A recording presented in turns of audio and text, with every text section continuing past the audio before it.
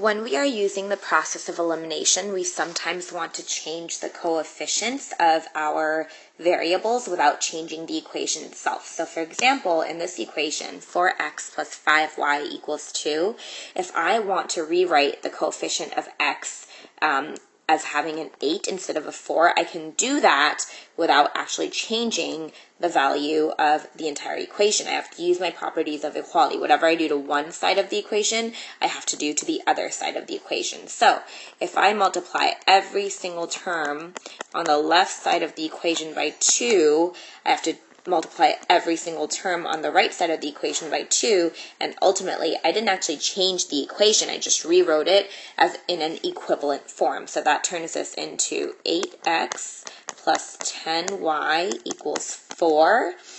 And if I were to divide out, factor out the common 2 from both sides, it would give me, again, my original equation of 4x plus 5y equals 2. So as long as I do the exact same thing to the left side, to the right side, I haven't actually changed the value of my equation. Let's see this in practice.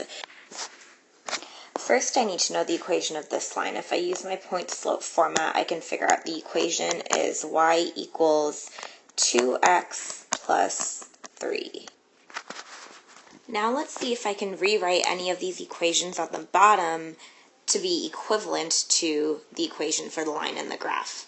3 plus 2x minus y equals 0. Let's try to rearrange this equation. That gives me negative y equals negative 2x minus 3. Divide both sides by negative 1. Y equals 2x plus 3. So indeed, this one is equivalent. Let's try another one. The next one is 3x plus 2y equals 0. If I do 2y equals negative 3x plus 0, I can already see that this one does not have a y-intercept, so this will never be equivalent to my original equation over here. That is not an option. Okay, let's try the next one. 9 plus 6x minus 3y equals 0.